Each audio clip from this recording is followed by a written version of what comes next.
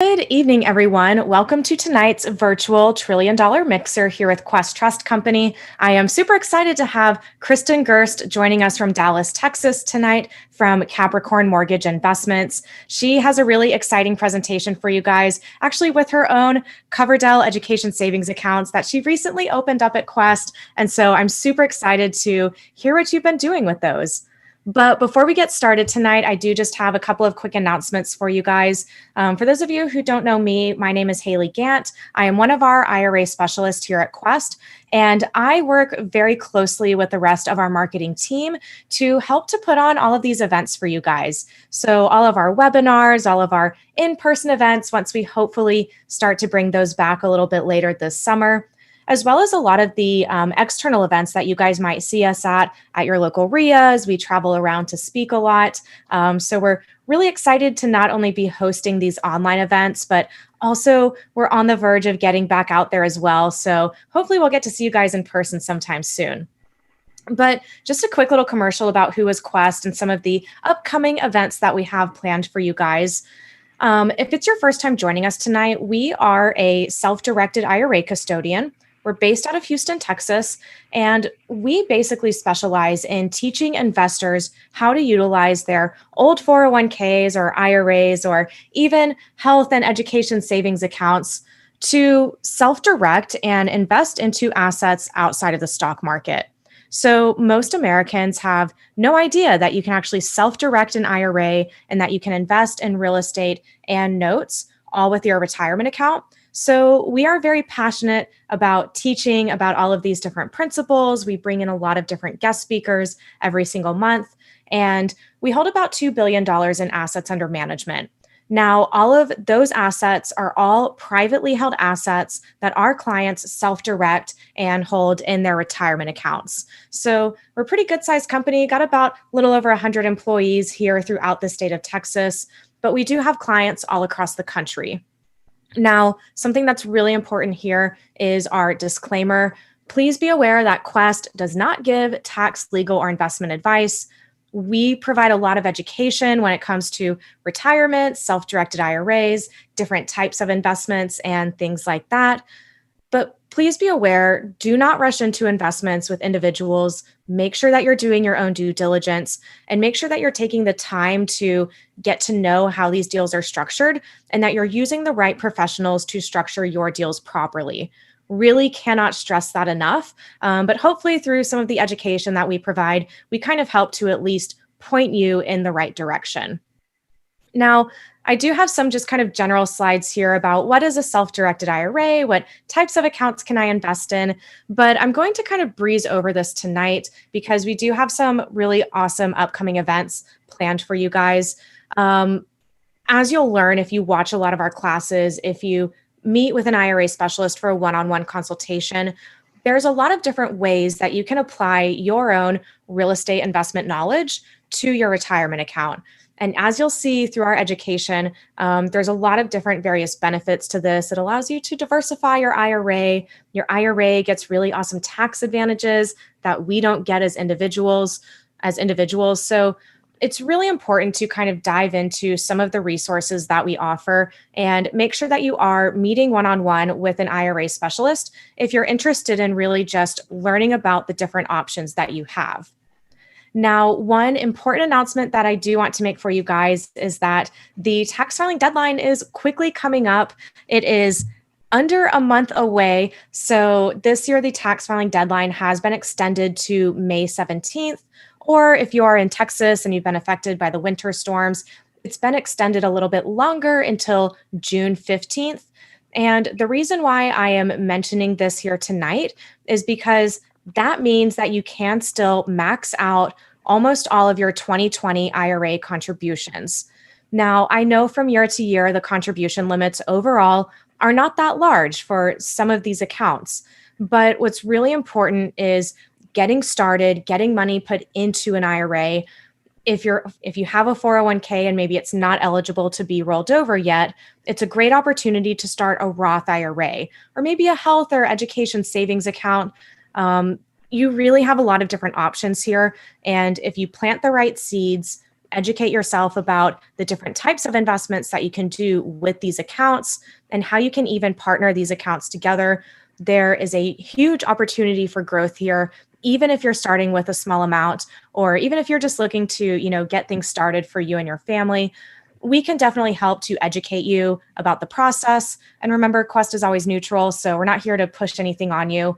But I do think it's really important that everyone out there recognizes the importance of making your annual IRA contributions, because 20 or 30 years from now, it's really going to make a big difference. So make sure to get that in before May 17th.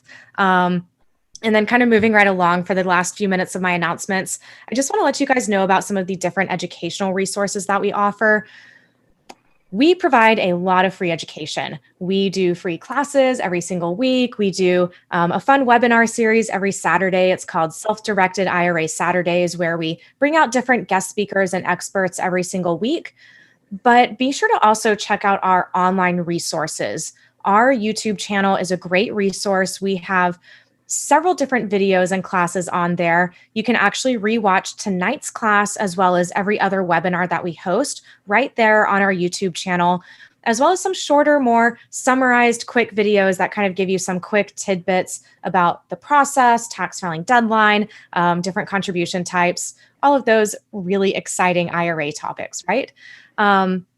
And the last event that I want to touch on this slide here is the virtual networking happy hours that I actually personally host myself. They are twice a month on the first and third Wednesday.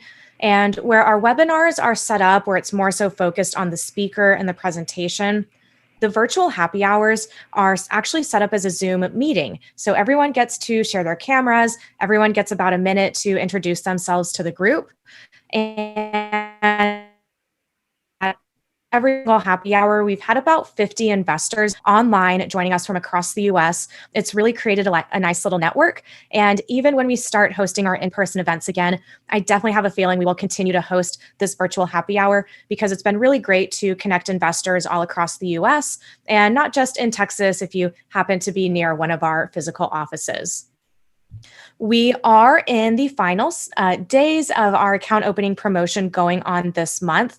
If you open up an IRA this month, you will get $125 credit towards your first transaction fee. I will let you guys know in the chat right now, I actually have one of our IRA specialists online with me tonight. His name is Steve, and he actually specializes in helping our new clients get started, scheduling those one-on-one consultations, so we can really sit down with you and tailor this conversation to what is relevant in your life right now. And, no pressure. We're not here to sell you anything, but again, you want to make sure that you sit down for that consultation. And if you're ready to go before the end of April, we'll give you an additional $125 credit towards your account. So just a little bit of an incentive there if you're looking to go ahead and get things started. All right, guys, last announcement for tonight, I promise. This is our next big event that we have coming up this July. We are hosting our first Quest Summer Intensive. I am super excited for this event, as I am with, I guess, every Quest event that we host. But this will actually be a 3-day event. It'll be 3 Fridays in a row, and we are going to do a high-level focus of a deep dive into different investment types. So one day we're going to focus on real estate, one day we're going to focus on notes, and then the third day we are going to focus on private entity investments. So this will be a really great event. This is not the event where you'll be getting the basics, kind of general overview for beginners. This will be deeper than that. It'll be technical. And I'm really excited to be putting together the lineup of speakers right now. And hopefully we'll be announcing that here in the next few weeks. If you have questions, reach out to us. We are more than happy to help. Steve, if you can, send some chats to everyone out there. If you guys have questions, feel free to directly message Steve. He is an expert. He has several years of experience in 401ks and retirement plans, but reach out to us if you have questions. We're always happy to help. And that's all I have for tonight. So if you guys have questions, let us know. Let me stop sharing my screen here. I can figure out how to use Zoom, I guess. But without further ado, I'd like to go ahead and introduce Kristen Gerst joining us from Dallas, Texas. Kristen is a note investor, and I miss seeing you in person at all of the Dallas events. You used to be up in Dallas all the time. It was great seeing you. I know, It'd be right? great once this whole crazy business is done. Yeah, right. Hopefully this summer we'll be traveling around a lot more. So tell my Dallas people out there, hopefully I'll get to see y'all soon as well. But Kristen, so. I am really excited to hear your presentation tonight. I know it's actually about some of the recent things you've been doing with your new Quest account. So I'll go ahead and pass it off to you. If you guys have questions, let us know in the Q&A box and I will come back on at the end and get them answered for you guys. All right, I'm going to go ahead and share my screen here. So we're all ready to roll. I am Kristen Gerst. I own Capricorn Mortgage Investments. I've been, part of this real estate circus of life for about 16 years and heavy into notes since 2000, since the crash in 2008. Got into owner financing and never looked back. So today we're going to talk about how to quickly build your self-directed IRA with mortgage notes. And the fun fact is I just opened 2 new IRAs at Quest. I opened a Coverdale for each of my 2 sons, and they go to private school. And so the great thing about the Coverdale education account is you can use it for private school up through graduating high school. Then you can use it for college and even grad school up until the age of 30. So for me, who is taxed at, well, I was taxed at a stupidly high rate and looks like I'm going to be taxed at another stupidly high rate. So I decided, hey, it's about time to really open up these accounts so that, it'll let me pay for private school tax-free about twice as fast. Because with all my self-employment taxes, I'm, paying almost 50 cents almost 50 cents of every dollar to the IRS. So I use several of these techniques that we're going to go over tonight. I'm going to do a quick little kind of overview of what you should be looking for and how to properly invest.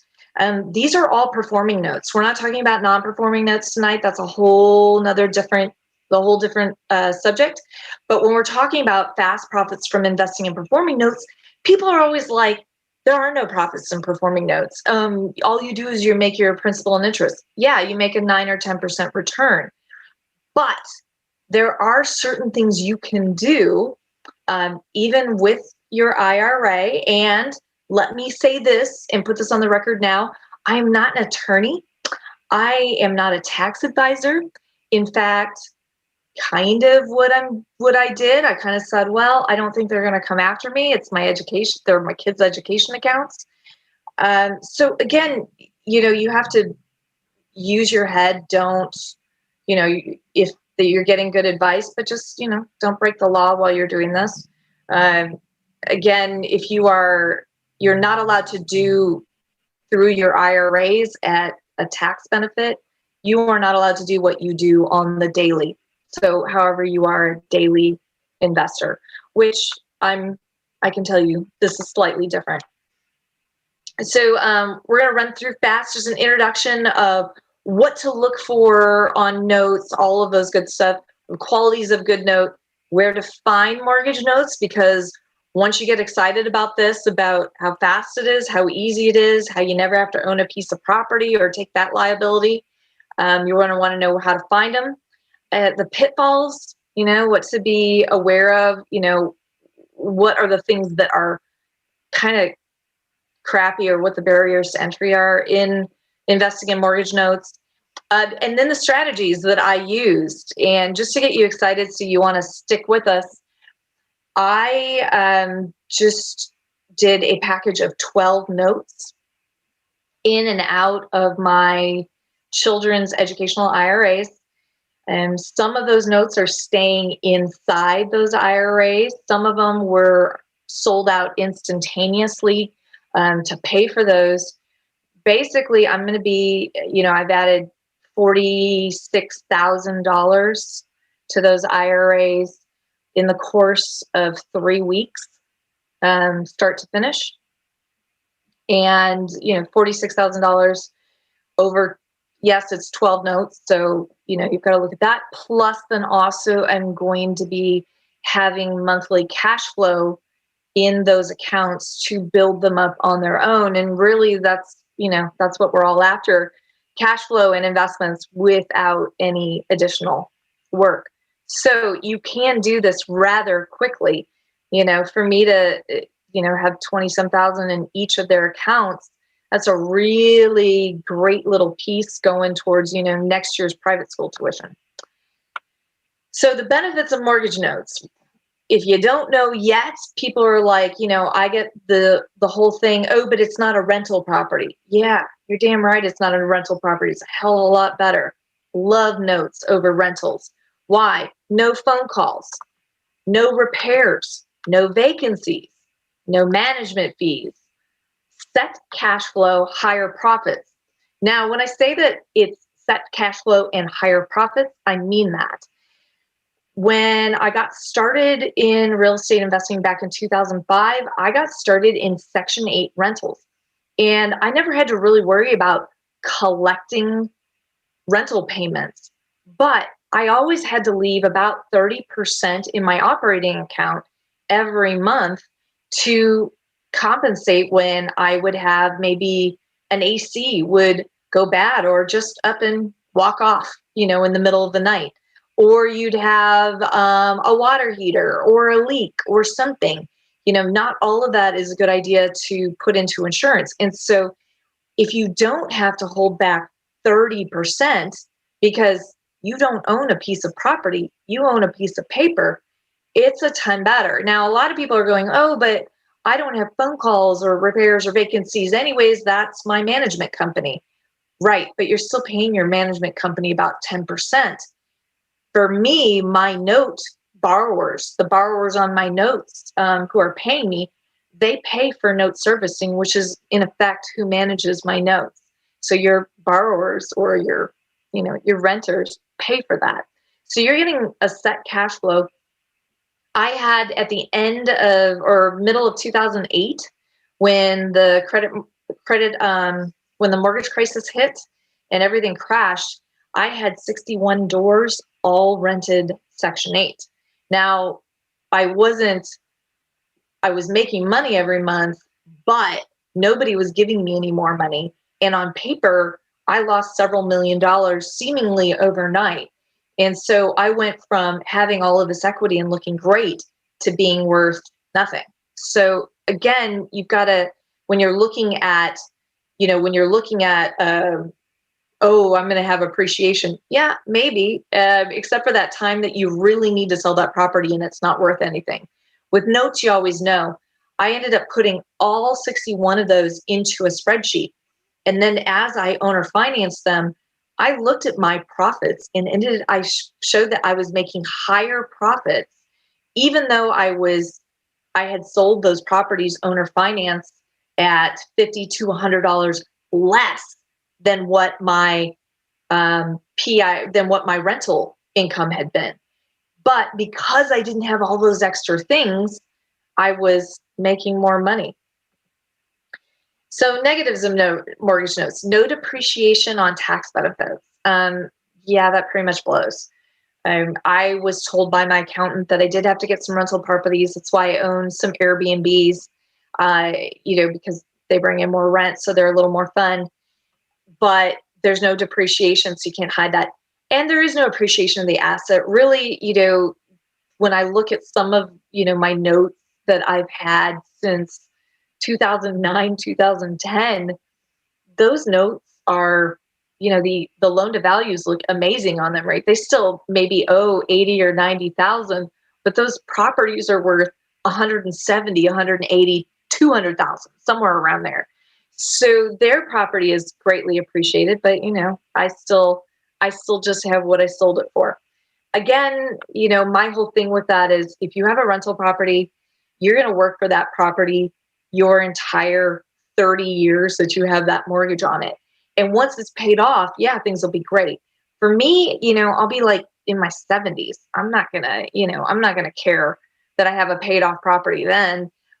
So I really enjoy being able to have higher profits now. And that's always about, being a lender, being the bank, and not owning property. So after notice paid off in full, you don't have an asset anymore. But guess what?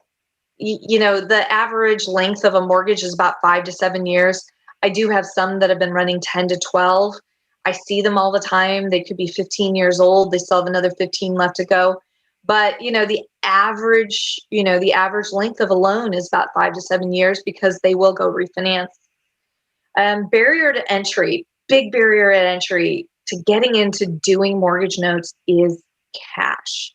So we're going to talk about some creative ways to come up with the money that you need. And the next thing that I always find and I'm not talking down to anybody, it's amazing to me, but about, even for people and investors who own their own homes, they do not understand how an amortization table works.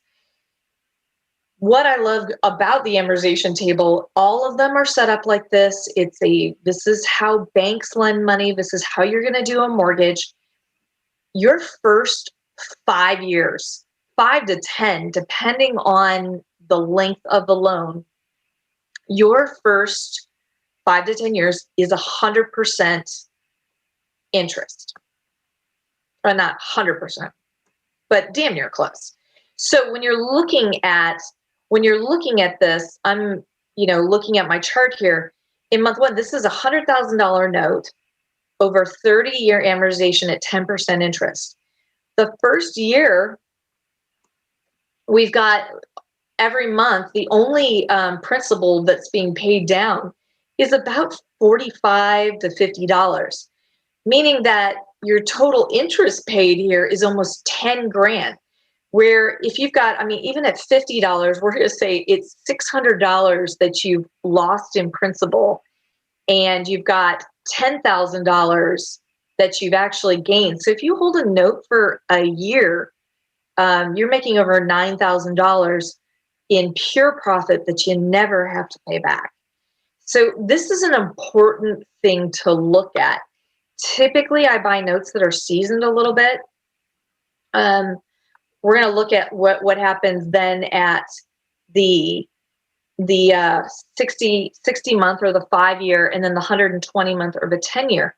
As you can see, the principal paid now on the 60 months is only $72. We have not gone up very much.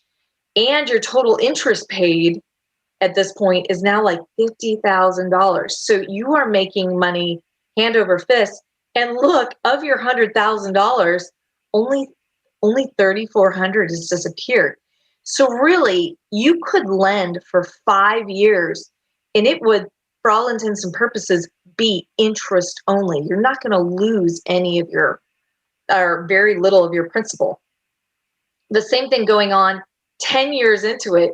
10 years into this note, you've made $96,000. And remember, the average note is 5 to 7 years, so you don't even keep it this long. But if you happen to make it there, you would be paid a total of amount of $96,000 on this note, and you would still be paid back most of your principal. So again, you can make a lot of money with performing mortgages just by keeping them performing. And this is what I mean when be the bank. If you look over the course of history, who knows how to make money in this country? The banks do. And they always make money. They just continue to do it. What is their business model? They are in the business of lending money. They are not in the business of owning property.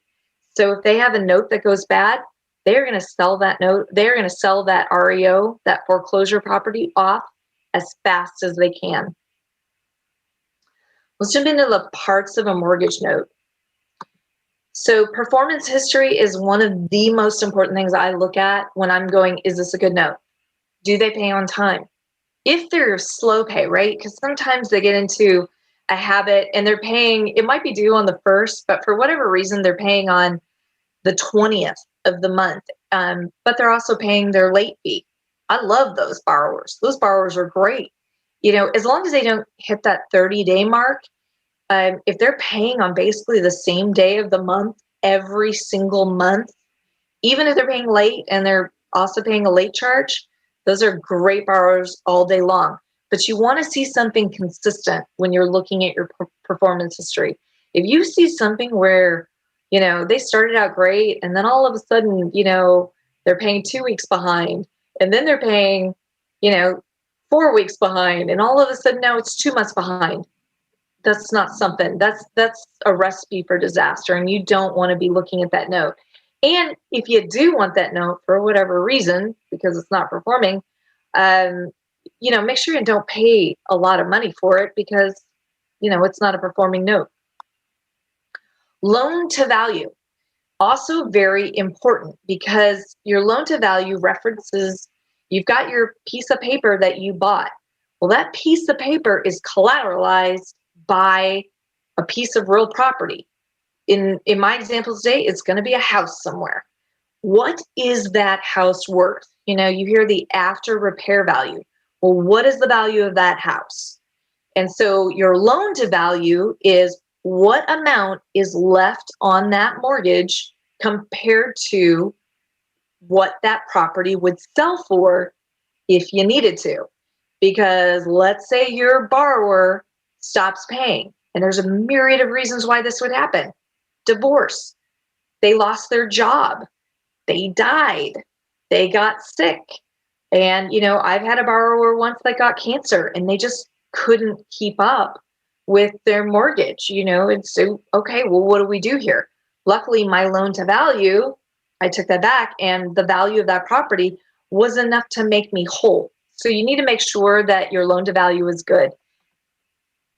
Interest rate is very important, especially if, well, one, you want a good return personally, of course, but you also want to make sure that if you're buying something, you might not want to keep this forever and maybe you want to resell it.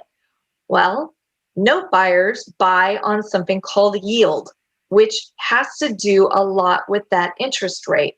And so if you're starting at an interest rate that's about 3 or 4%, you're going to have a huge discount taken off that to figure out what you should be paying for it.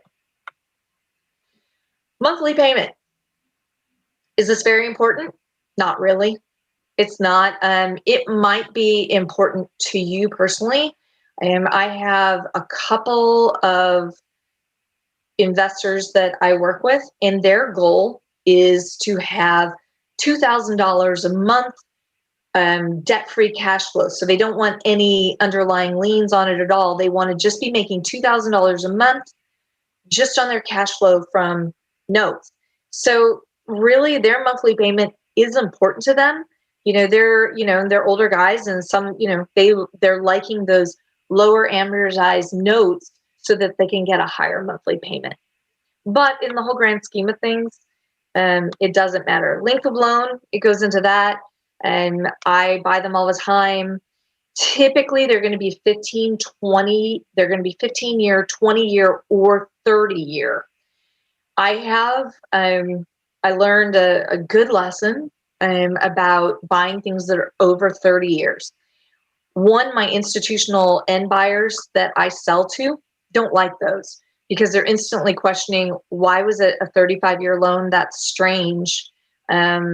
Could the buyer not really afford this house? All of these different questions. But what I did find is that if you have a 35 or 40-year fully amortized mortgage, even less goes to principal than a 30-year mortgage. So I bought one and I held that thing for 8 months and I made over $10,000 in 8 months just holding that loan when I bought it and then when I sold it. And that was just pure cash flow, selling it start to finish. So again, length of loan doesn't overly matter. But if you think that you do, you might not want to keep it forever, probably consider a 15, 20, or 30-year loans. Or just know if you're taking, if you're going to want to sell out at the back end, that you're talking about a 35 or 40-year loan, that's probably going to go to just an individual, a private guy. Borrower credit has gotten a little bit important for me. And, things are crazy right now. The real estate market, while it's booming, is still uncertain. We've got a lot of obstacles to get over in the future. The job market looks great right now. Outlook on that looks great. Is that going to stay strong? Again, I don't have a crystal ball, but what I know is when you don't have a crystal ball, you protect, right, what you're doing, and you don't make stupid moves. And so borrower credit has become a little more important to me. I tend to take the lead of what my hedge funds and REITs are doing. So if I have a hedge fund that's buying from me and he sends me a nice little memo going, hey, we're no longer sub 550 credit score, we're sub 600 credit score, I'm going to take note. And that happened 2.5 months ago. So I quickly sent out an email, mass email to everybody who, all of my institutional lenders. And I'm like, hey, did you change your minimum borrower credit score? Majority of them had it. And a lot of them are at 600 min. I've got a couple who are still at 550, 575. But obviously when I'm bidding out these loans to purchase, I'm going to be a little, if I see somebody who's got a borrower credit score of 550, obviously I'm going to be a little more conservative on my offer for that over somebody, over a note with a borrower that's got like a 600 or 650. Down payment amount is important, especially for newer loans. So in fact, I had one today. Gentleman sent me it and he goes, hey, it's closing next Friday and do you want to buy it? That's an exciting new thing for me. I'm actually working on the ability to buy at the closing table so that, people with their self-directed IRAs will be able to borrow from hard money to do an owner finance deal. And I will be able to buy out part of that note in at the very end. I'm not 100% there yet. So that's issue number one with this note. But issue number two, he's only taken 5% down. When I buy at the table, I'm going to have a minimum 10% down rule because I want to know that borrower has some skin in the game. If I'm looking at a note that's 3, 4, 5 years old and their performance history, their payment history on that is excellent, I don't really overly care that it's a 5% down payment as opposed to a 10. But when I'm looking at those brand new notes, common sense is going to say, hey, I don't want them walking away from this, because it's only 5% down. And the last one is note servicing fees. Anybody out there who's listening to this, go get your notes serviced by a third-party licensed note servicer. I have my favorite. I think everybody knows it's August REI, but there's a lot of great ones out there. And go have them service your loan. You have no business servicing your own mortgage. Here's another reason why. If you set that up at the time of closing the deal, your borrower will pay for those note servicing fees. But if you go all the way through, you set it up, and then you're having your borrower pay you directly, and you're kind of haphazardly sending out mortgage things, which are guaranteed not up to snuff whatsoever, and you're violating all sorts of Dodd-Frank regulations. But then all of a sudden if I go to buy this note, I have to pay for note servicing. Well, that's going to take my profit down because I'm not just, having that straight principal and interest coming to my bank account. It's going to be less $35 to service that note. Not to mention, I'm going to have to pay a setup fee. So, a one-time setup fee of, $100, $150 is great. But when you start talking about then a monthly charge of $35, you're talking about what, 390, 430, somewhere around there. call it $400 that you're paying each year for note servicing. Well, that comes directly off your profit. So where you thought you were making a 9% interest, you're actually your yield's only about, 8.25, 8.5. So it really does make a big difference. You want to make sure that, anything you look at, make sure that the borrowers are already paying those note servicing fees. So documents needed. And this is everything. One, don't go do this at a 7-Eleven or a Kinko's or a Starbucks. Make sure and do this with your real estate attorney at a title company. You're going to want to make sure that there's a lender's title policy and that they've run title to make sure that there's nothing crazy on this paper. But make sure that you have a copy of the recorded deed of trust, a copy of the recorded warranty deed, a copy of the closing statement. Why is that important? Copy of the closing statement so that you can see how much money they put down on that deal, what fees that they pay, and what the legitimate sales price of that property purchase was. You want all of that information just to make sure you're not being bamboozled. Recorded deed of trust, you want to make sure that that's recorded. I see a lot that aren't recorded, or, especially if they were done pre-2014, they'll come in and they haven't been recorded yet. That's if that homeowner ever goes and tries to sell that house, the only thing you have that title company is going to see is that recorded deed of trust. Still blows my mind that people don't record that stuff. Recorded warranty deed. A lot of people are afraid, especially when doing wraps, about the due on sale clause. I've never had one called. I did have, I'm sure this is a repeat story for some people, but I had Bank of America call me once, and the guy said, "Hey, we noticed you don't own this house anymore." And I'm like, "Oh, crap, here we go." It was bound to happen, after I've done so many of these. And I explained that I, sold it owner finance with a wraparound mortgage. And he goes, "You obviously didn't care." He goes, "Are you going to keep making your mortgage payment?" And I'm like, "Well, yes." And he goes, "All right, cool. That's all I wanted to know." Hung up, never heard from them again. So,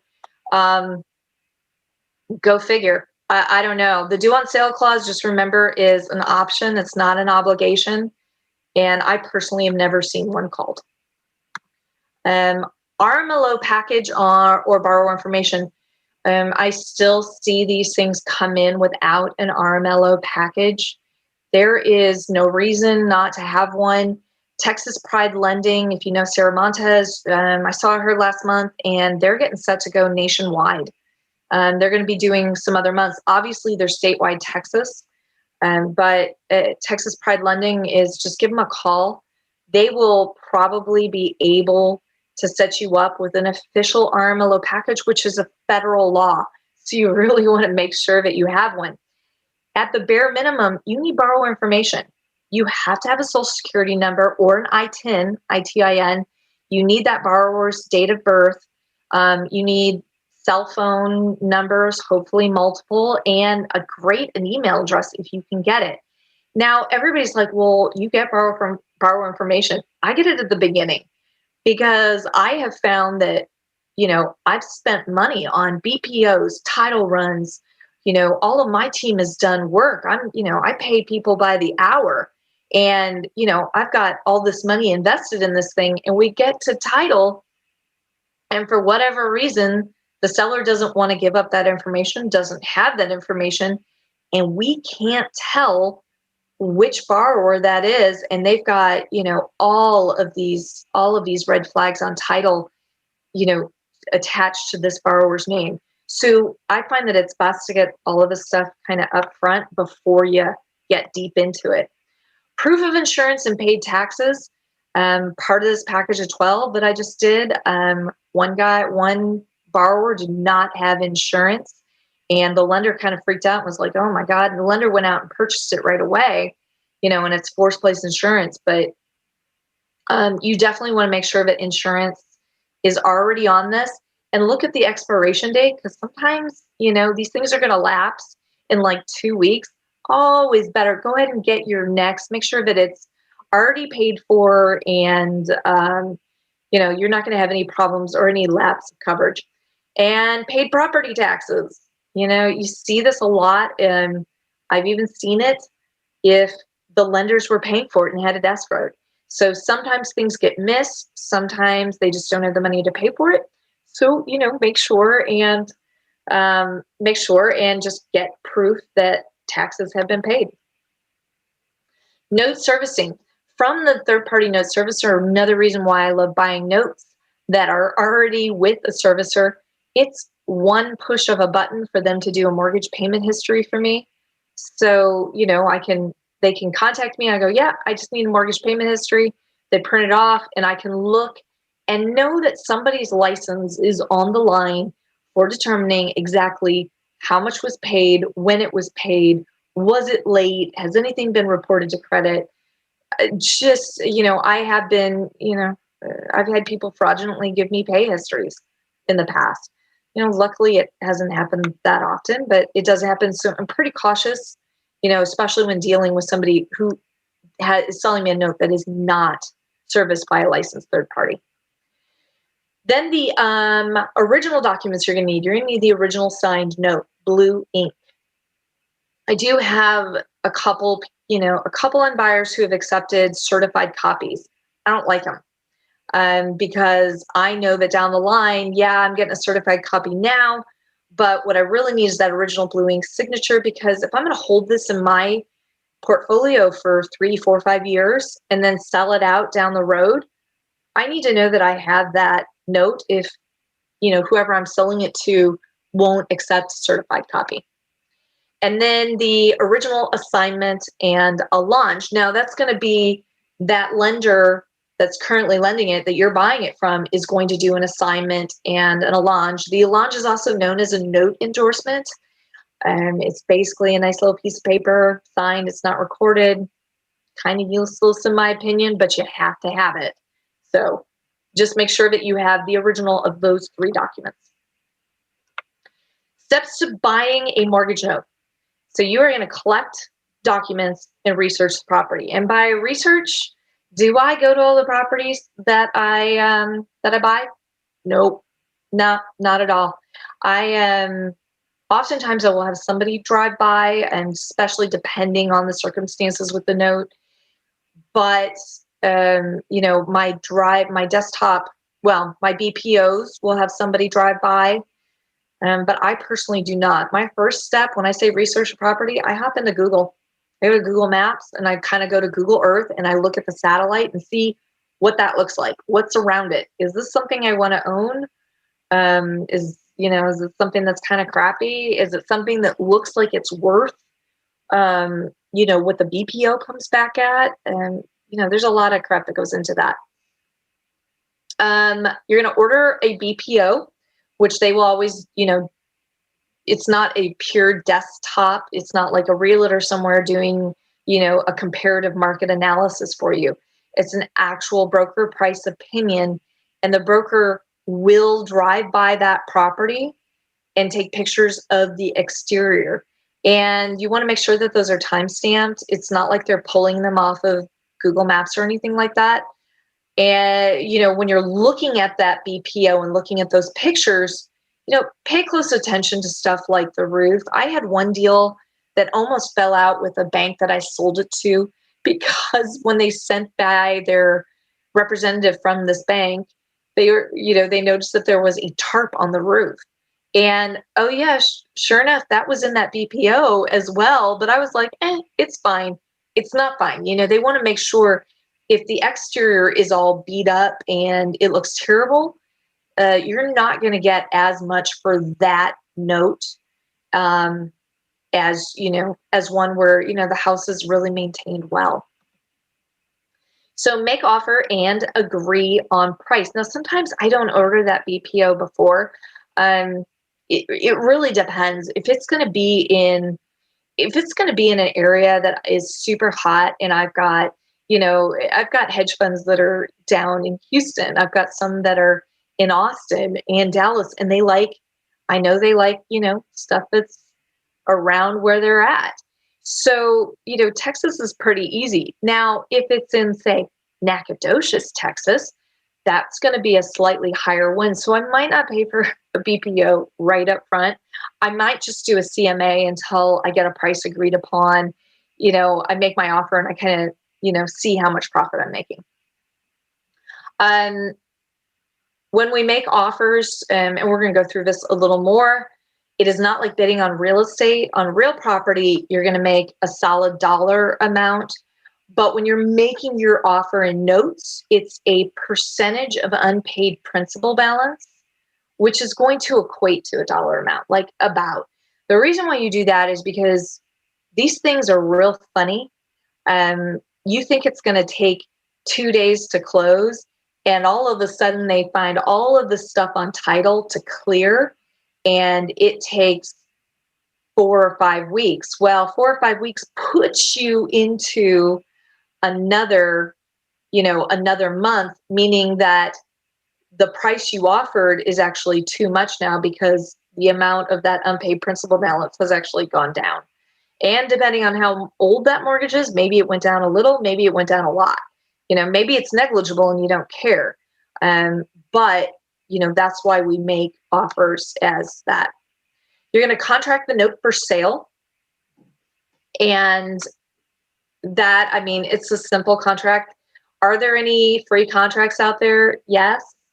I made my own, and then I sent it to my attorney, and then she remade it into something that she thought was better. Again, spend a little money when you're making your contract. Make sure that it fits your needs. But you can always get a good idea of how to start by just Google mortgage note sale contract, and you should get some ideas of stuff that you should have in there. Verify all documents are error-free. So all of these documents that you collected, am I going to pay my legal assistant to go through and make sure that the deed of trust, especially the warranty deed and the note, are all error-free? No, probably not until after we contract for sale. But then you got to know, okay, depending on how many notes are in that portfolio, you got to make sure that, you got to make sure that they're moving pretty quickly. And if you're waiting until the very end like that, sometimes you're going to run short on time. And you really do need to verify all documents are error-free and read everything that you're signing and buying, so correct any errors in documents. Surprisingly, it's not very difficult. We do correction affidavits all the time. Paper, especially owner finance paper in Texas, circa 2009, 2010, all the way up through 2013, 2014, there's some pretty scary paper out there. And for a while there, it was just nonstop errors. Since then, over the last few years, stuff has gotten pretty good, and it looks great. And it's becoming more rare that I would see errors in these documents, but they do happen. You're going to complete the note sale. And remember, you're doing this with your attorney and your title company.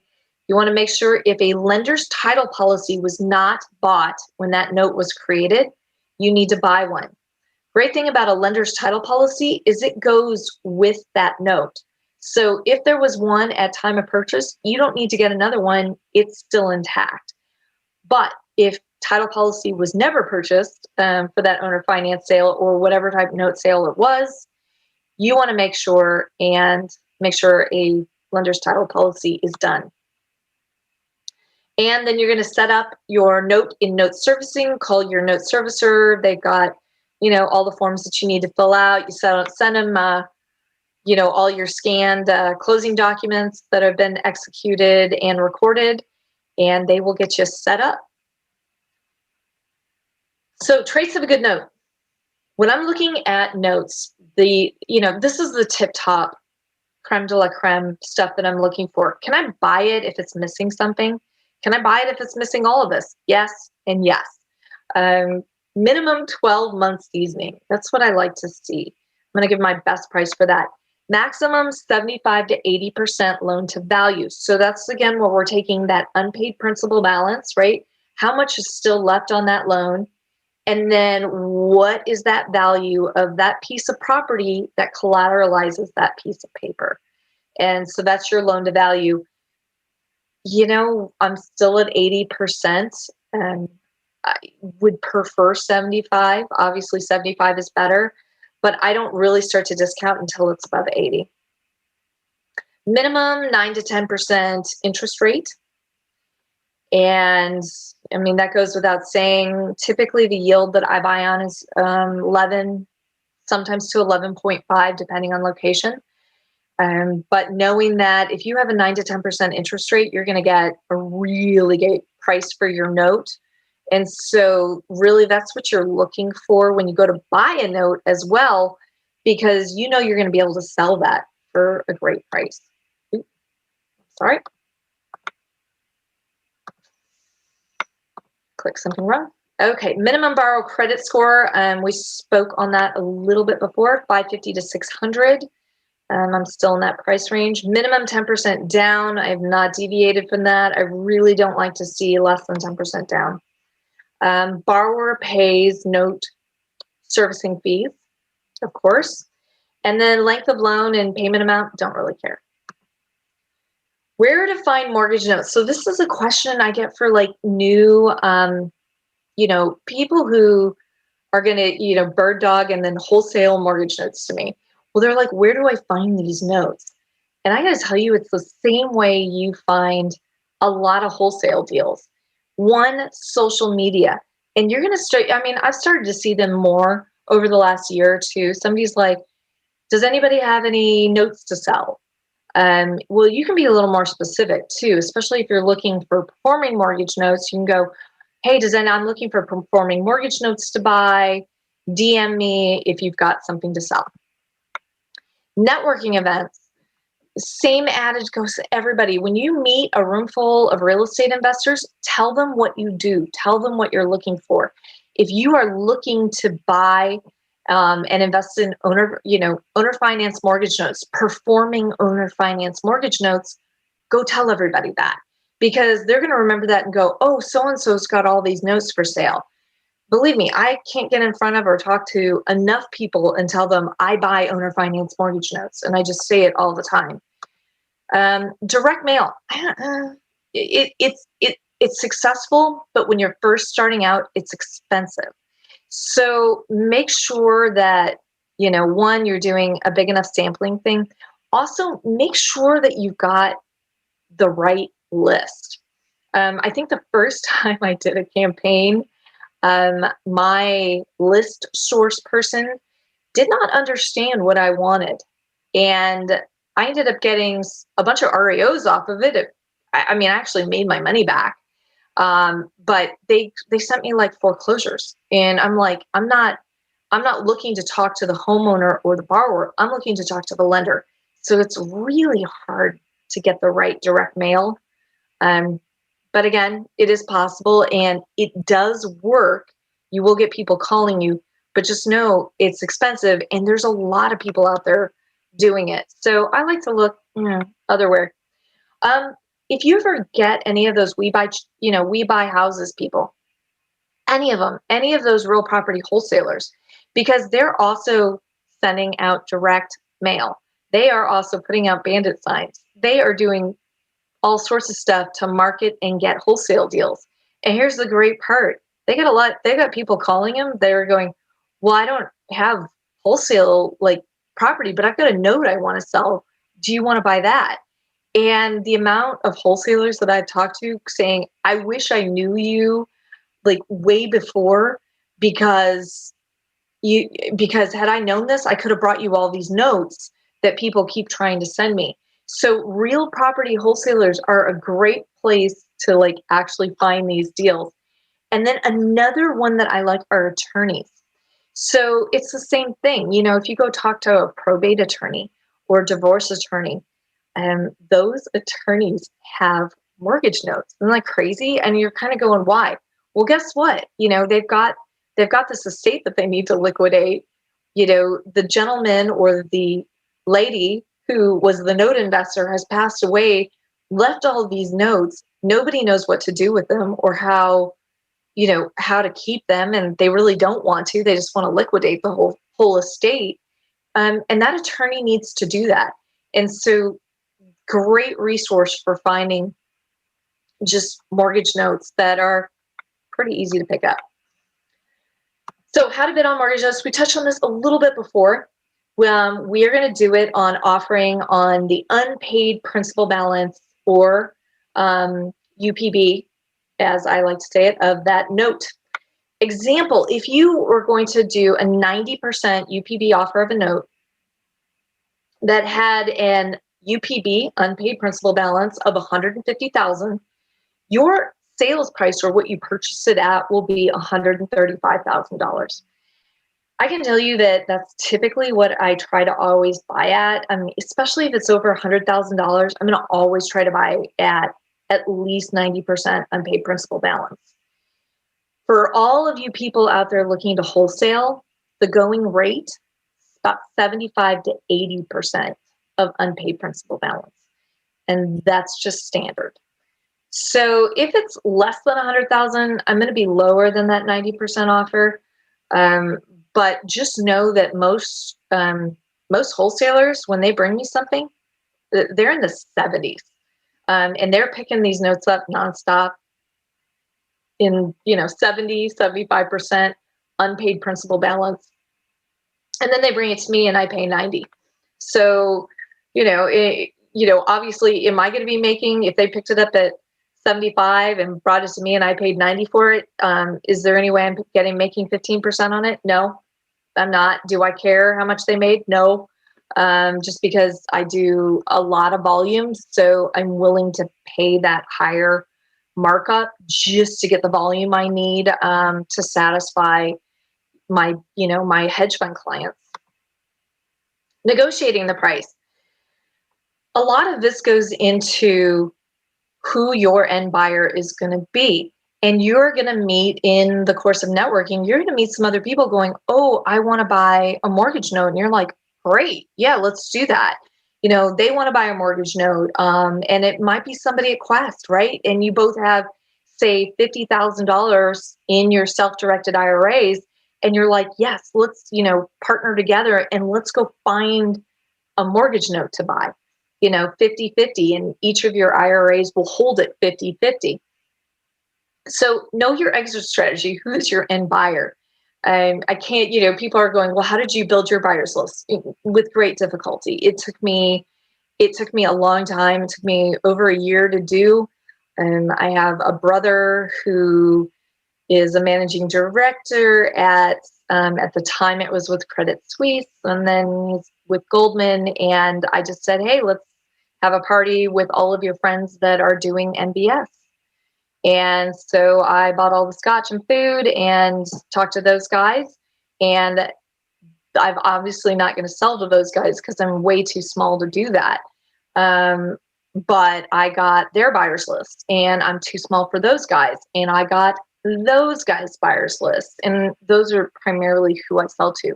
But I mean, it took a lot of networking, and, I had to put on a fancy party to get those.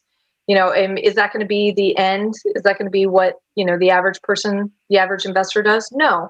But you are going to meet some one-off buyers that are looking to buy mortgage notes. So the first question you want to ask that end buyer is, what yield are you looking for? And, if it's a note investor, they're going to understand that. Typically, that yield is going to reflect what that face value is on that mortgage note. But some note investors don't consider that an equal thing. But if I have a 9% interest rate on a note, I'm going to say, hey, that's a 9% yield. Then I'm going to plug it into a calculator, because remember, I buy it at like 11 to 11.5%, and I'm going to see what that looks like to give me an idea, as long as everything else is kosher with that note. So you also need to make sure you're looking at your loan to value. So you want to make sure, even if you don't have a solid BPO on this, it didn't come with your note packet, make sure that you're going to run some comps. I'm a member of Propelio.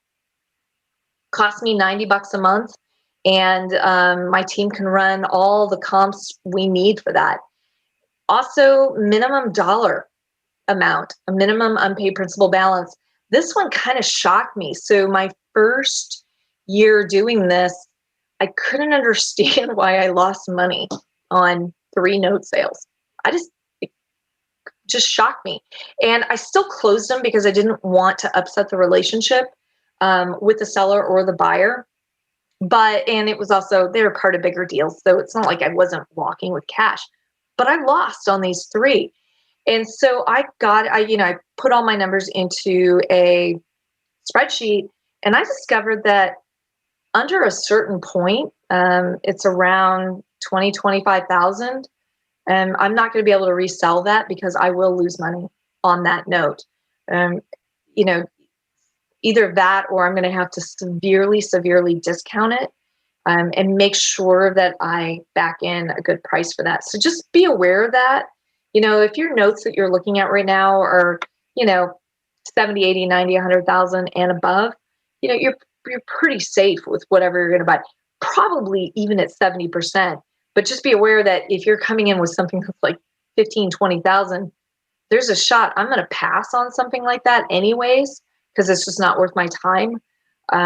But even past that, I'm going to be pretty conservative on my offer. Same thing, like if you're ever making an offer on a house, you're going to find everything wrong with that note, and then you're going to bid accordingly. When you're looking at the note, remember, we've gone through what's a good note. Well, every time it misses the mark of one of those, all right, well, that's not a good note. And it's got some scratches and dents and stuff wrong with it. So make sure and take off. When you're talking to your seller, right, that you're buying this note from, give reasons. Go, yeah, hey, I would have paid more for this thing, but it's only, $60,000. Hey, I would have paid more for this thing, but it has a 6% interest rate. Again, you can know exactly, you'll be able to, just give your reasons, especially looking at that list of what makes a good note, how it goes. And then consider closing costs and time to close when you're negotiating that. Things get hairy, and, if it's a non-performing note, all you have to do is really go through that information. When you're dealing with, and you can close and send cash and it's fine.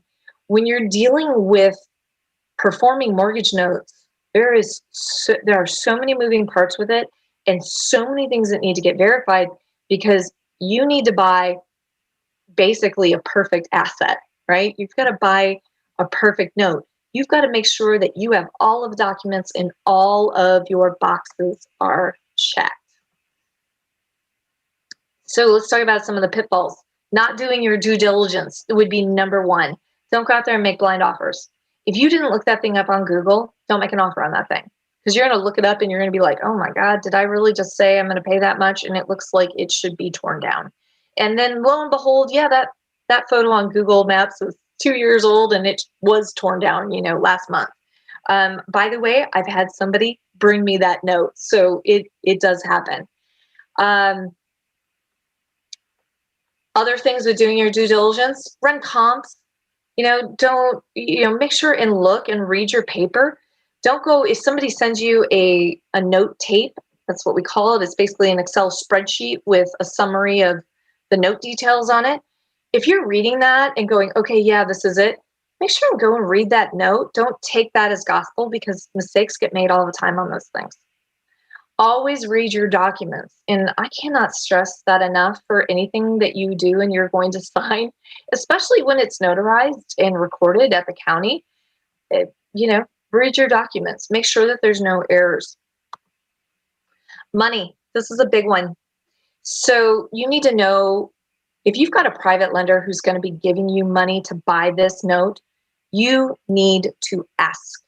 Ask them, you need to know, ask them for referrals, honestly, and references.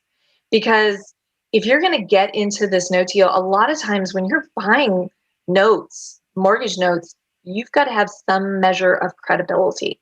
And I've had it where all of a sudden a lender has completely flaked out on me, and I had to scramble and get that deal funded, to make sure that I could close and, buy this package of notes. You really, I work off a pool of cash. Other ways to get money to do this. Yes, private lenders, ones that are not hard money lenders, because hard money lenders oftentimes are working off of a mortgage pool, and those are regulated by the SEC.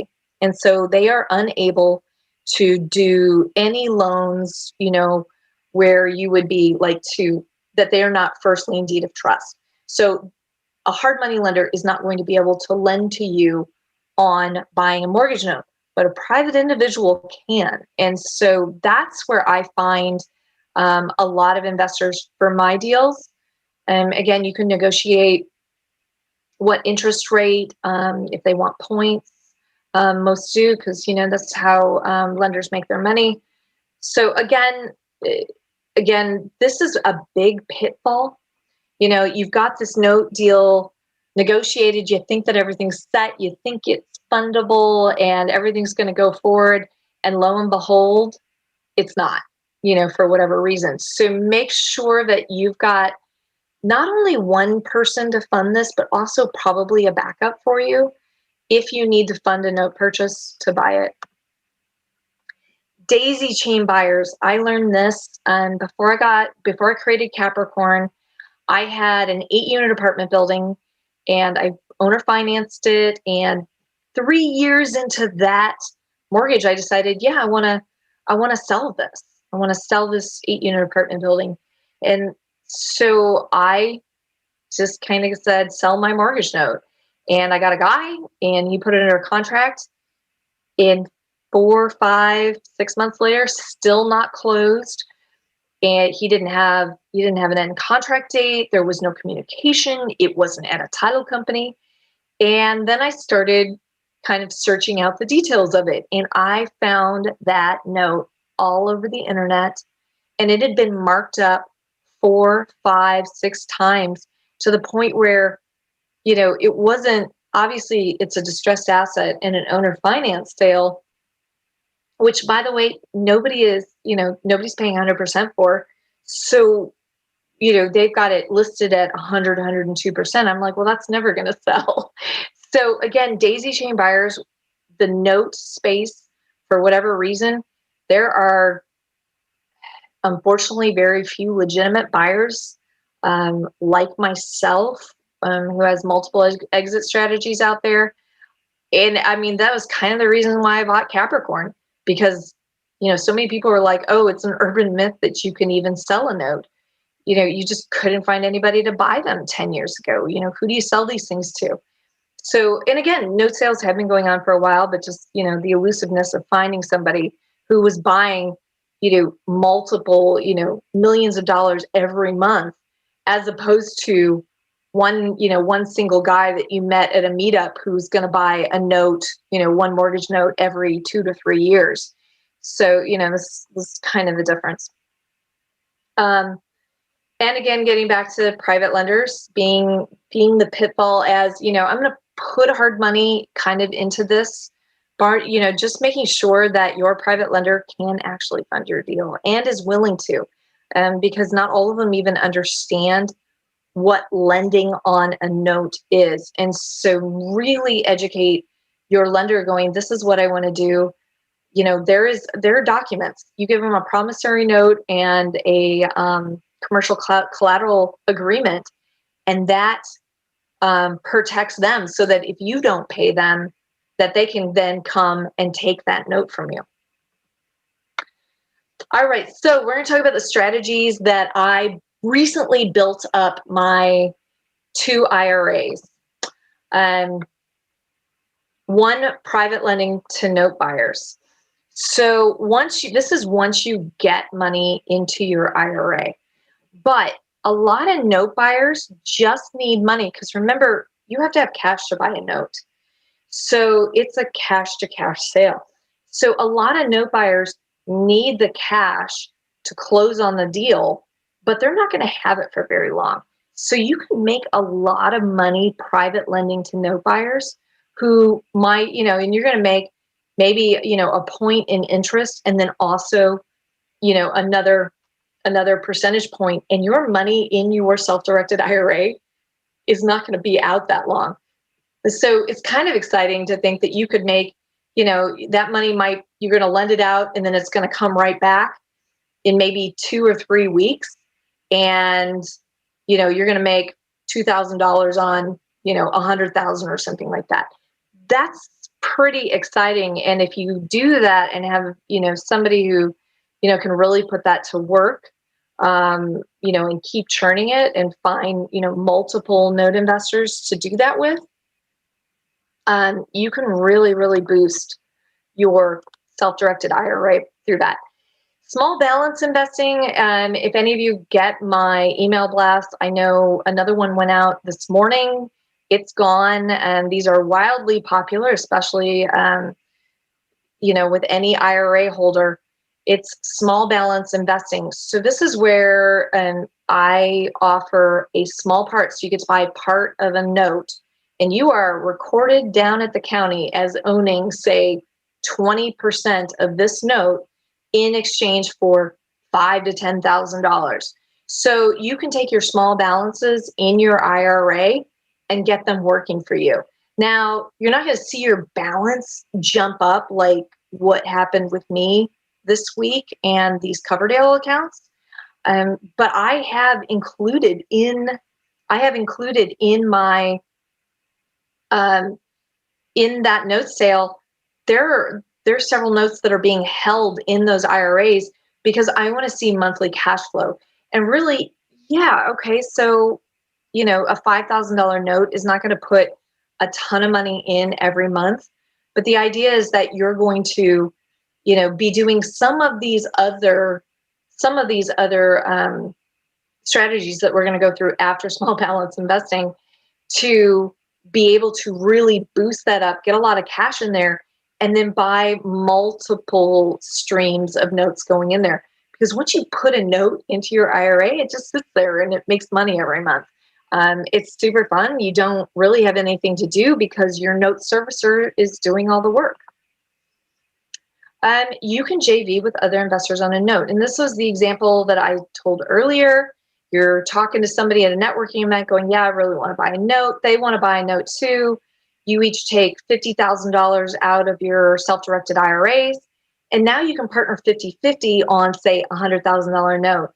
You don't need to necessarily take all of your money at once and go buy one note. That's a really nice thing with JVing and doing small balance investing, because you can just have little bits, it's kind of the old saying, don't put all your eggs in one basket. And so if you've got all of these different notes, the likelihood is they're not all going to stop performing and you will continue to build your assets. Originating and selling. I'm working on a new program for this. This is where I'm going to be buying at the table, which does not exist currently for owner finance investors on an institutional level. Yes, there's one-offs, but that's not a business model. I actually want something where, an owner finance investor can borrow hard money, or you with your self-directed IRA can go buy a property, borrow with hard money, in some cases not take anything out of your account, do it with little to no money in there, rehab the property, owner finance it, and then at the table when the owner finance buyer closes on that loan, I come in and buy the 80% of that note and pays off your hard money. Now the other 110 is your 10% down payment. And then the other one is the remaining 10%, which is a note that you would have as a second, and you would keep that in your self-directed IRA for long-term wealth building. So this will be a really exciting program once I get it off the ground, for, people with self-directed IRAs and IRAs that don't have very much money in it to actually start really augmenting how much they have in their retirement accounts, and do it very, very quickly. And then my last, which I know I've talked about a bunch today, which is wholesaling notes. Out of the 12, 4 of those, out of the 12 notes there, 8 of those were just wholesaled. So I put them under contract, and then they all went over to a hedge fund of mine, and then my hedge fund closed on all 8 of those. And the great thing is that I had a note that didn't have a home. Well, part of the profit from that went to pay and buy one of the tiny small notes that is just going into one of my kids' educational IRAs, one of my kids' Coverdale accounts. So you can do some pretty cool things, especially if you get a hold of a package of like 3 or 4 notes, because you might be able to negotiate it where you're negotiating a price for all 4, but your profit when you go to sell it out might allow you to keep that 4th free and clear inside your self-directed IRA.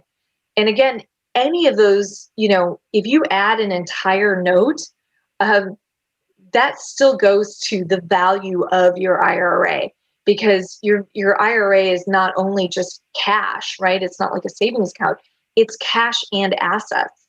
So if you're able to add a $30,000 or $40,000 note to a self-directed IRA, that increases the balance by 30 or 40.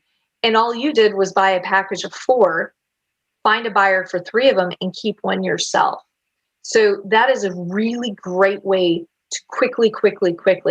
In this case, yes, 46,000 and change.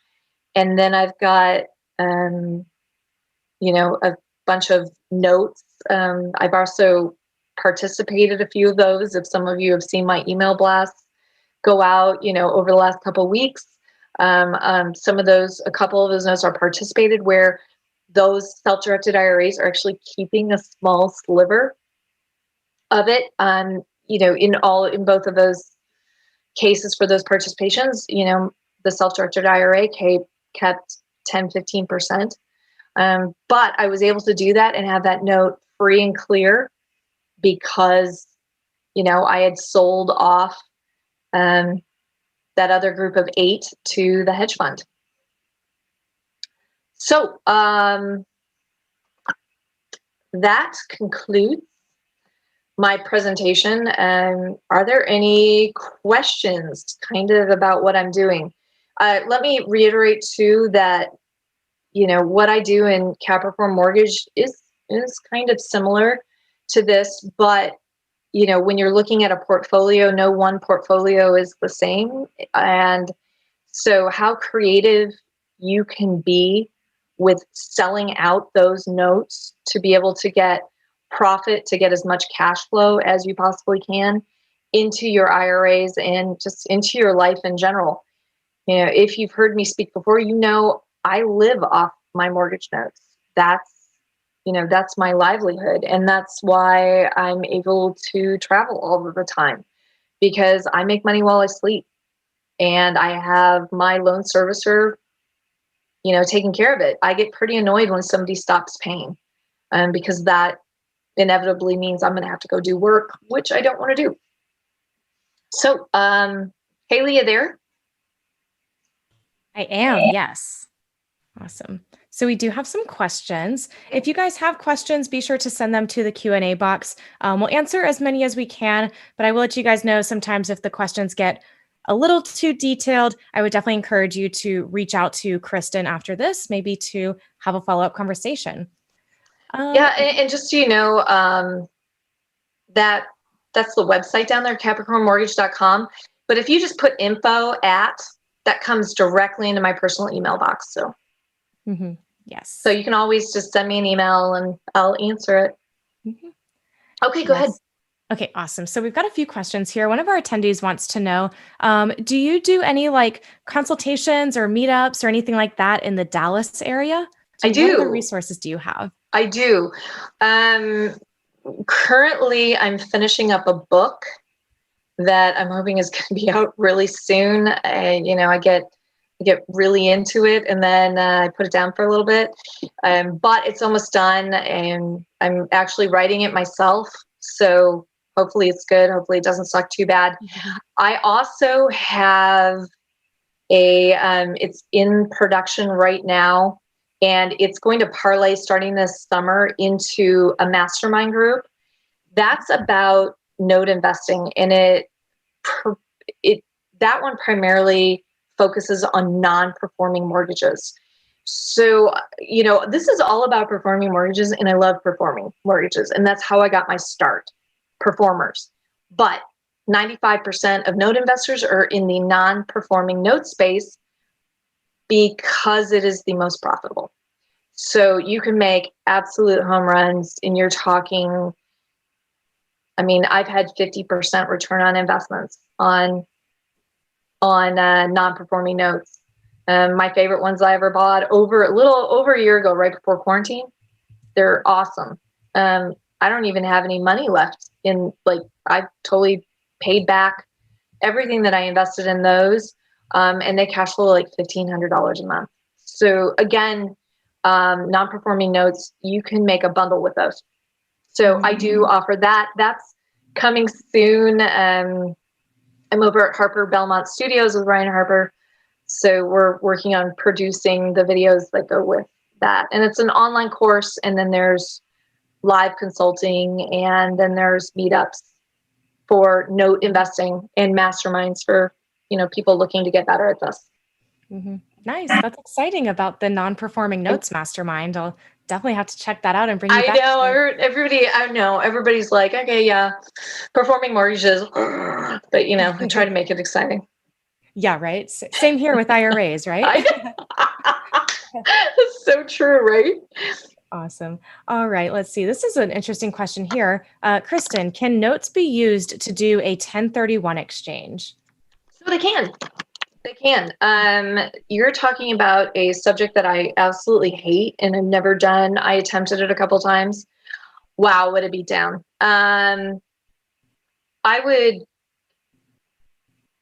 If you're doing something like that, yeah, call somebody like me. There's not a lot of me's out there. I don't know that I have a lot of competitors out there, but you need to call somebody who's got a lot of volume, who sees a lot of this stuff. Because if you're trying to do a like for like exchange like that, you're also going to need to talk to your tax planner, your accountant, and find out how like it needs to be. So just be careful on that. Mm-hmm. Awesome. Great information there. Yeah, definitely reach out to Kristen if you want more of an in-depth conversation on that. Yeah, if you want to sell a note and replace it, yes, you can do all that. And the next person, I'm going to get like a zillion emails. Why would somebody want to sell their note? Believe me, people want to sell notes and raise money for other things and go do something different. So yeah, tons of reasons. Nice. Let's see here. This one actually came in the beginning of the presentation, but I do think it'd be nice to kind of recap on. Okay. How much of a discount can you expect when you buy notes with like the current interest rates? What type of like discounts are you seeing there? Is there any kind of like last info? Would you like to add to that? So typically, wholesalers, if I do hear of somebody who I have bid against, I usually get a gloating. It's almost like a gloating from the seller or how much they love me, because they'll send me a copy of their contract that they got from some other note seller before me who was unable to actually buy their note. And it's always in the 70s, maybe 80%. And I would pay them 90, 92. So you can expect a discount when you're selling notes, especially owner finance notes. The people who are out there, and I saw an email blast come through. One, they are not paying more than 100% for an owner finance mortgage note, and definitely not a one-off. Now, if you had $500,000 in paper, maybe. they would pay 101 or 102%, right? Because they're banking on that yield. But if you're going to sell a one-off note, just one, what happens if that thing refinances in 1 or 2 months? And that does happen, right? Or what if it goes bad in 1 or 2 months? And you've paid 102 or 103%. That's bad business. And so don't have that in your head that that's where these things are being sold, because they're not. I do sell them occasionally at 100, but that's not a business model either. Typically, I, can count on 95. And that's kind of where I shoot, where, if I'm bidding around 90%, yeah, I'm pretty confident I'm going to hit 95%. So just know that, when somebody is offering you 75 or 80% unpaid principal balance for their note, one, they don't have the end buyers that I do, which is why I'm able to pay more for it. But, also most, note broker people, right? People who are buying just to sell right away, they're not doing it on a mass volume. They're doing 1 a year, 2 a year, and they're looking for that home run. So their offers are going to be a lot less. But that's why you typically will see them 70 to 80% unpaid principal balance. Mm-hmm. Yeah. Interesting. That was a good answer there. Couple more questions here. One of our attendees wants to know, can you repeat the name of the company that you use for the comps for the notes? I think it was comps. I use Propelio. Just because I used to be a Propelio girl. Now there's no Moss Propelio girls. Haley was one over there with me. So, still got my Real Estate Divas show, but we're on our own platform now. And, we're over at Harper Belmont Studios. So, as far as other ones you can use, I love Steve Liang. Over at Real Estate IQ, those guys are amazing. If I didn't already have an account, with Propelio, I'd probably go over there. But then there's probably 2 or 3 other companies out there similar to Propelio and to Real Estate IQ where you can get comps. And all of those are linked up to MLS. So you're getting real comps. I have, Propelio is nationwide. There are holes in some things that I found, if I go and I can't per se remember, specifically, but all of a sudden I'll find like a town that isn't covered, somewhere in the nation, but they've got Texas wired. So that's why I like them, Texas based. But anyways, Haley, have you tried Real Estate IQ? How are their comps? I haven't personally tried them. I've seen some of their demos though. So, but they've got cool stuff. So I'm sure they've got to be decent. Yeah, they've got cool stuff. So, and both of them offer something a little bit different. Mm-hmm. I think both of them have some type of driving for dollars, and they have different lists. One thing I do love about Real Estate IQ is Steve Liang's heat maps that kind of show where the concentrated areas of some of these properties are, and higher areas of foreclosures and stuff. Very cool and fascinating. So yeah, so that was Propelio and Real Estate IQ. So definitely 2 great resources. Check out either of those. You're gonna, there's a cost to doing this. So, 80, 90, $100 a month. I guess you could run around and use your 7 days free at all of them until you get your until you get your first deal, and then then you can pay for it legitimately. But Yes. All right. This is a good question here. Are there any states that you are not buying notes in? Are there any states that are really hot right now? Okay. Texas is always hot. Yeah. Texas is always hot because of our foreclosure laws, our eviction laws, and how pro-business we are. So we are on the side of business. We are on the side of landlords. We are on the side of banks and lenders. That's why Texas is always hot. And in my opinion, number one, another place that people, that I look for all the time and I really want, that would be Florida. And I'm actively looking for Oklahoma. I've got a team set up in Chicagoland area. I also love Ohio, Georgia, Tennessee. So note, I mean, will I look at a note basically anywhere if the numbers are good? Absolutely. Mississippi, Alabama, any of those. Yeah, I can buy a note anywhere. Where am I pretty much a hard pass at right now? New York, New Jersey, and California. California, depending on it is, because California is a non-judicial state, but their laws for squatters are insane. So even if you get that property back, you might not be able to evict the person in there for like 18 months. So not really interested in that. New York and New Jersey, that's just ridiculous. They haven't even started back up with foreclosures or with evictions. If you could even get a court date, you're talking most likely 12 to 18 months. And that's now. On top of, once you take into account the backlog on those, 3 to 5 years. I mean, if I was going to buy a non-performing note or even a performing note with the chance, with like thinking that it might go bad, I'd add in 5 years of not getting payments to get that property back. God knows what it looks like by that point. Gosh. So it's pretty much a hard pass for me over there. I know, right? Awesome, Kristen. Well, we are just about out of time tonight. I did just want to confirm really quick that your email address, it was info@capricornmortgage.com, or was it Capricorn Mortgage Investments? Nope, capricornmortgage.com. Just what you see there on my last screen, if you can see it. Yes. Info@capricornmortgage.com. Mm-hmm. Awesome, Kristen. So before we sign off for the night, do you have any last kind of closing thoughts or piece of advice that you would like to leave our audience with for the night? Just get started in your IRA.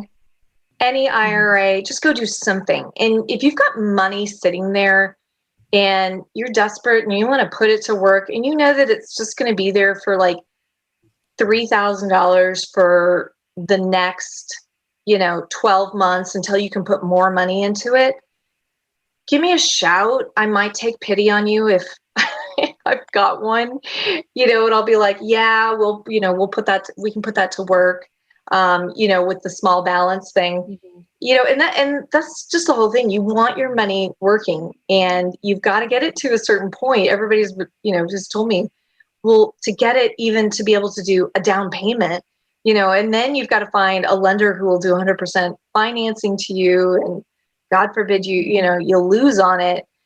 So buying an already done note that, if that note decides to go bad, you actually make more money. That's not a business plan of mine. I buy them hoping that they will never go bad and they will always perform. But just knowing that worst case scenario, you're going to make more money, it's a pretty great investment, especially for IRAs, just because it's hands off and you don't have to do anything. Mm-hmm.